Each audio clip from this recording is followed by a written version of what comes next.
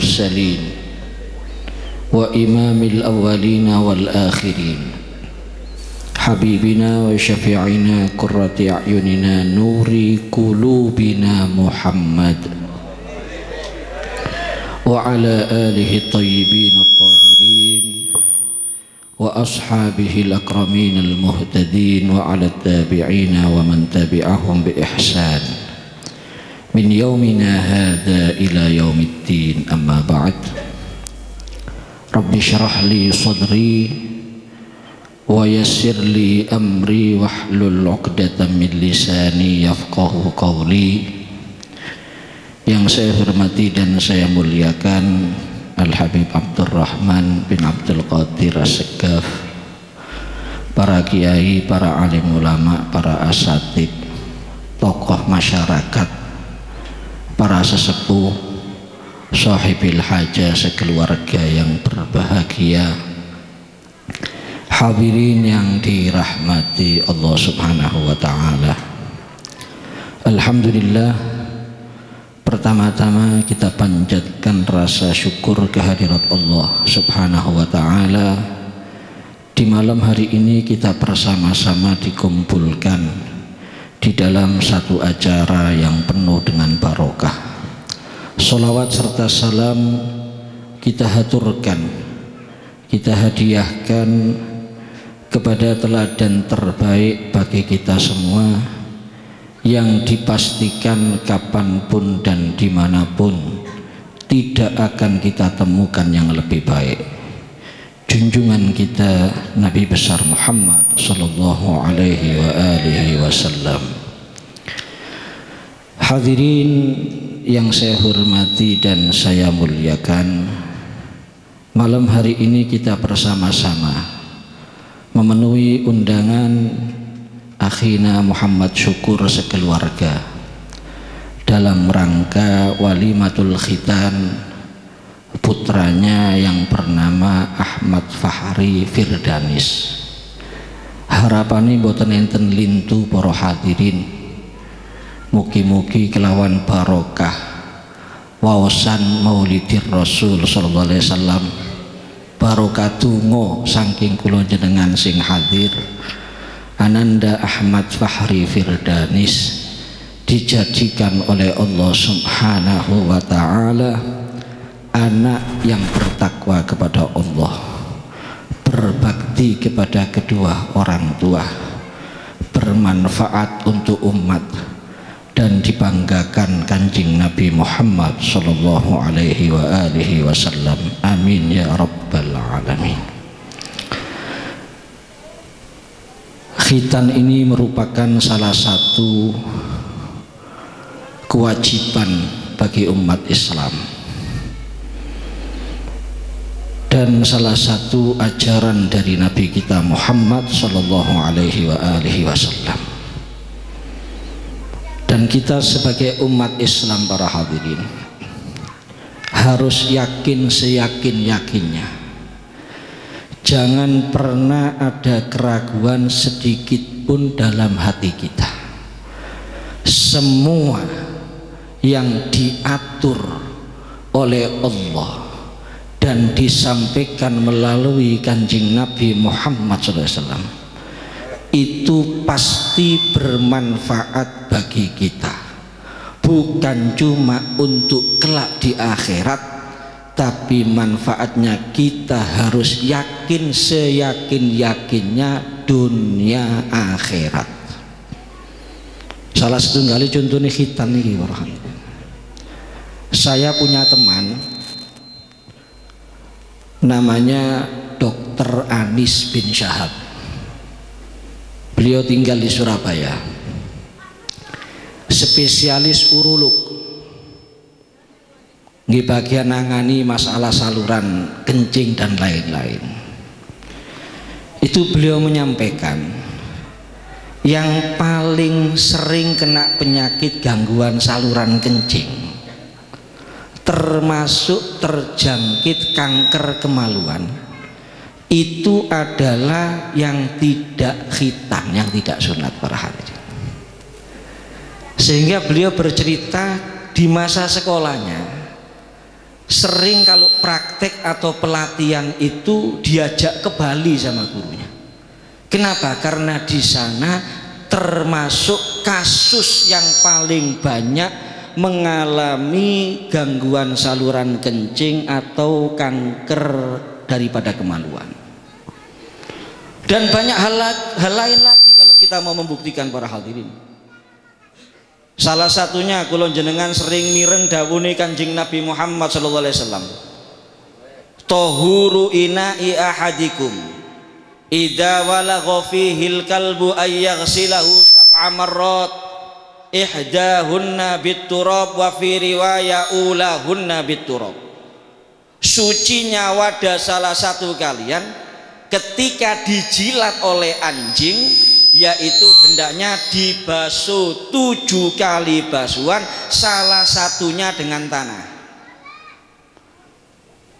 Lu apa rahasianya dengan tanah? Setelah diadakan riset para hadirin, ternyata ada bakterinya anjing sekaligus bakterinya babi yang tidak bisa mati kecuali terkena tanah.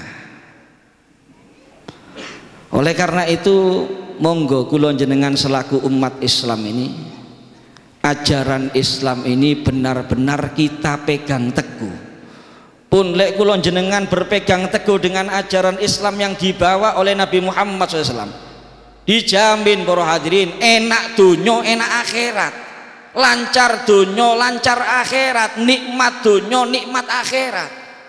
Orang itu hidupnya di dunia ini sudah banyak masalah, sudah banyak problem, ruwet tok, ngelut tok, mumet tok, stres uripe teng donya saderenge teng akhirat, dipastikan karena dia menyimpang dari ajaran Islam yang telah diperjuangkan Nabi Muhammad sallallahu alaihi wasallam. Demikian juga anak-anak kita para hadirin, didik agar mereka berpegang teguh dengan ajaran Islam. Krana sepuntene sing kadang gilek ningali zaman sak mangkin iki, duwe anak niku nggih bunga, tapi yakin campur ketir-ketir. Enggak sedikit orang tua dihantui perasaannya dan pikirannya. Iki anakku lek gede kira-kira akhlake kaya apa? Lek gede kelakuane kaya apa? Lek gede bungano aku apa nyusano aku? Perasaan seperti itu banyak menghantui pikiran dan hati orang tua yang hidup di zaman sekarang. Krono ngeri para hadirin, belum lama anak masih duduk di bangku SMP ini teng Indonesia sudah membunuh temannya yang duduk di SMP juga. SMP loh pun mejahi koncone podo SMP ini. Perempuan kelas 6 sudah hamil di luar nikah. Bahkan saya ada ibu-ibu yang ngeluh kepada saya, jadi bukan katanya, bukan, ada ibu-ibu yang ngeluh kepada saya para hadirin. Apa keluhan si ibu ini kepada saya? Habib, saya sering dipukuli sama anak saya, bahkan wajah saya sering diludahi sama anak saya. Naudzubillah min dzalik. Siapa yang nggak kecewa kalau punya anak seperti itu para hadirin hadirat yang dirahmati Allah. Oleh karena itu, masalah pendidikan anak mohon maaf jangan disepelekan, jangan disepelekan, karena termasuk salah satu musibah terbesar yang kita alami, yaitu ketika kita didurhakai oleh anak-anak kita para hadirin. Sampeyan omahe kaya istana, montore apik, penghasilannya gede, duwike akeh, tapi anak gak duwe akhlak, anak mboten gadah tata krama, anak gak duwe adab nang wong tua, anak kurang ajar, bangkang sama orang tua, berani sama orang tua, melawan sama orang tua, saya yakin harta berlimpah ruah semuanya seakan-akan gak ada artinya para hadirin. Oleh karena itu pendidikan itu mulai kecil biasakan yang baik-baik, perlihatkan yang baik-baik, perdengarkan yang baik-baik. Al-Habib Abdullah bin Alawi Al-Haddad Shahibur Ratib dalam kitab beliau Adab Sulukil Murid, beliau menyatakan apa? Innas sam'a wal basara babani maftuhani ilal qalbi yasiru ilaihi kullu ma yadkhulu minhuma. Pendengaran dan penglihatan itu dua pintu terbuka yang nyambung ke hati, akan masuk ke dalam hati segala sesuatu yang masuk melalui keduanya. Dan ini nggak nunggu besar, mulai kecil para hadirin. Kalau yang dilihat, yang didengar oleh anak-anak kita yang baik-baik, hatinya menjadi baik. Kalau hatinya baik, perilakunya baik. Tapi kalau yang dilihat, yang didengar yang tidak baik, hatinya rusak, hatinya menjadi tidak baik, perilakunya juga tidak baik. Jadi jangan dikira nggak ada pengaruhnya. Walaupun masih kecil, yang dilihat itu berpengaruh. Teng Indonesia nih nanti kejadian para hadirin, ada anak kecil umur 5 tahun terjun bebas dari lantai 19. Lek bunuh diri tidak mungkin, 5 tahun para hadirin, masih nggak ada yang dipikiri. Ketika kejadian hanya bersama kakaknya yang usianya 8 tahun. Kakaknya diinterogasi kali polisi, kira-kira nopo penyebab adik sing 5 tahun ini terjun bebas sampai meninggal dari lantai 19. Kesimpulan polisi, ternyata si anak yang usianya 5 tahun terjun bebas dari lantai 19 karena niru Spiderman. Lu berarti yang ditinggalin itu berpengaruh. Oleh karena itu kita perlu hati-hati. Televisi berbahaya, tidak semuanya mendidik, lebih banyak merusaknya. Lebih bahaya lagi HP. Lek TV ningali sakit bareng-bareng kali keluarga, si iso dikontrol. Lek HP kancingan lawang 3 jam ndak kroso, sampai subuh ndak turu kuat dolanan HP. Apa yang dilihat kita nggak tahu orang tuanya para hadirin. Oleh karena itu sepuntene sing kata, monggo mulai cilik pun ojo dibiasano nyekel HP. Apalagi di usia emas, itu bukan cuma merusak akhlaknya, bukan cuma menghabiskan umurnya, tapi juga sekaligus bisa merusak kesehatannya. Saya punya teman di Pasuruan, kalau nggak salah anaknya laki-laki 9 tahun, krono keseringan main HP, kejang balak-balik, dan harus konsumsi obat sampai detik ini, harus kontrol rutin tiap bulan ke dokter. Kemungkinan bisa sembuh nanti di usia 15 tahun. Kenapa? Karena kena radiasinya HP. Jadi dibiasakan yang baik-baik mulai kecil. Orang tua jadi contoh, bapak jadi bapak yang soleh, ibu jadi ibu yang solihah. Lingkungan diciptakan suasana yang islami para hadirin. Termasuk ketika baru bicara, pendidikan orang dulu dianjurkan ketika anak baru bisa bicara, kalimat yang pertama kali dituntun untuk anak-anak kita, lek bosone kula jenengan pertama kali ngudang anak niku ketika mulai ngoceh, al kalimat at-thayyibat, Allah la ilaha illallah Muhammadur Rasul. Dan ini yang hilang. Zaman sak mangkin anak kait ngoceh ngudange duduk kaya ngoten. Diudang napa? Pu ami-ami, pelalang kupu-kupu, siang makan nasi, kalau malam. Jadi kait iso ngomong, kait iso ngoceh niku badokan misal. Oleh karena itu mari nggih. Mumpung durung para hadirin, diganyang anak niku paling ndak enak pun. Mumpung durung, jangan disepelekan masalah pendidikan anak. Yang tidak kalah pentingnya pendidikan agama. Teng kitab Adabul Alim wal Muta'alim karya Syekh Muhammad Hashim Al-Asy'ari, Mbah Hashim Asy'ari, beliau menjelaskan teng mriku napa? Qala ba'dul ulama al-ilmu amanun min kaidis syaiton. Ilmu itu tameng, ilmu itu pelindung, pengaman dari tipu dayanya setan. Lah zamane kaya ngeten, lek mboten dibentengi ilmu anake kula jenengan mudah terpengaruh. mudah terjerumus, mudah untuk melakukan hal-hal yang tidak diridhoi Allah Subhanahu wa ta'ala. Sampai sakit hati anak alim, masya Allah, untung gede wong tua nih. Dan jangan pernah pesimis para hadirin, yang bisa jadi anak alim itu tidak khusus anaknya orang alim. Ada satu namanya Fathur Rahman. Kulo kepanggih kali lari niki tepak acara maulud teng penataan Winongan. Derenge kulo mauidho qiraatul Quran. Lho niku ceritane tiyang mriku sing ngundang niki. Fathur Rahman niki buta mulai lahir. Mulai lahir mripate mboten ketingal. Cuma duduk cuma ahli maca Quran tok. Hafidul Quran 30 juz.